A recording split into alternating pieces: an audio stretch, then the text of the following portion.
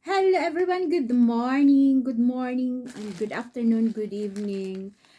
Ngayon mag-unboxing po tayo. Meron akong in-order galing TikTok. So, ito yung una kong na-receive. Mga ilang araw ko na itong na-receive. Kaso hindi ko pa ang ingay naman ni Peanut. Peanut, stop. Hindi ko pa binubuksan. So, ngayon ko lang siya bubuksan. Ang ingay ni Peanut.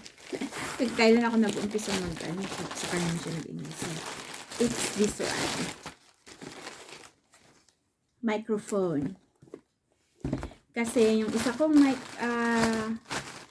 maganda ito kasi magagamit siya kahit sa phone lang. Tulad namin, nagkakamping kami, nagbibiyahe. So, I can use this kahit saan. So, buksan natin. Bali, dalawa ang i-unbox natin ngayon. Lagay ito lang muna sa baba yung plastic. Buksan natin. Ito siya. Professional studio microphone. Meron siyang, it's plug and play. Noise cancel, instant mute, onboard audio control, and it's real-time monitor. So, ayan, buksan natin. There you go.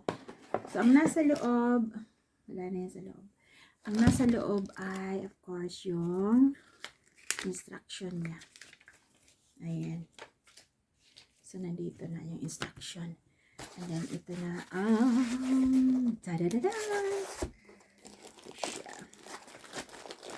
First time kong bumili ng ganitong klaseng microphone.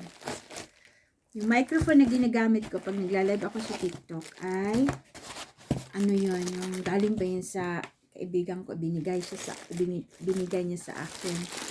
So, there you go. Ganun na siya.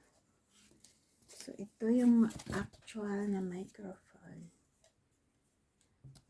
Ooh, look at this. Ito siya yung dito. Kala ko kasama yun sa balot. Ito pala yan. Yan. Hindi na siya, na-deform na siya. Tapos, ito,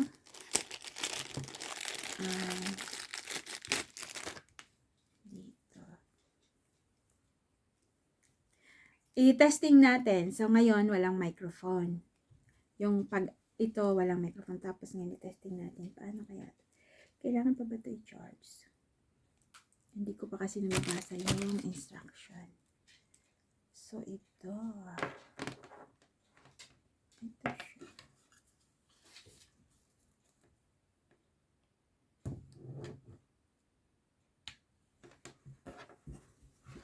Then, ipa-plug in ko siya sa microphone. Tingnan natin kung mag-work. O sa... Ay, hindi pala.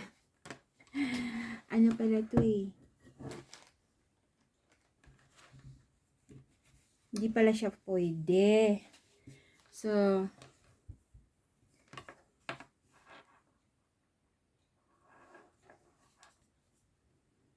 microphone to. Pag sa laptop pala to. Hindi pala ito.